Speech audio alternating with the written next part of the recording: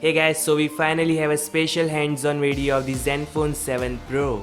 We saw some live images along with the box and specifications a few days back, but this one is the Pro variant with some next level specifications and design changes. In actuality, the design looks really amazing, so we are getting two color options, blue and white. The white one looks really gorgeous like the Galaxy S10 Plus white color with this pinkish shimmer on top. Exciting part is, yes, this one features 90Hz OLED display with no notches and no holes. Even the standard variant features 90Hz display, no information on LCD or OLED. Yes, I can confirm that. So finally guys, Asus is implementing high refresh rate on Zenfone series.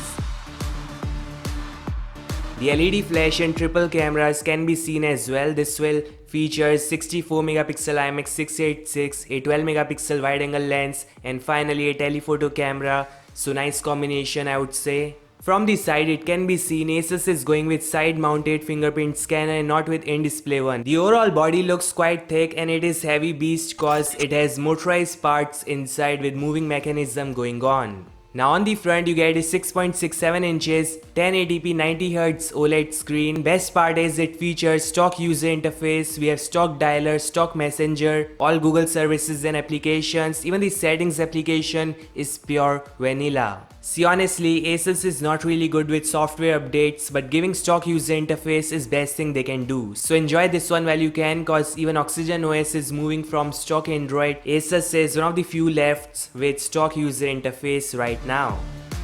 This guy also shows the rotating camera mechanism of the device itself, and the functions are just like Zenfone 6, which is like you can take some amazing shots and videos. You can use it as a periscope, you can take some 180 degrees images, and this can also be used as face unlock and of course the selfie shooter as well.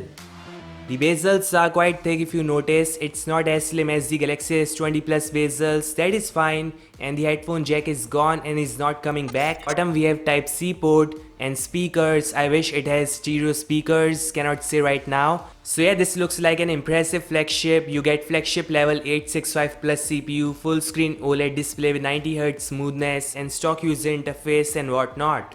So that's all guys, thanks so much for watching and I'll meet you guys in the next one. Peace out.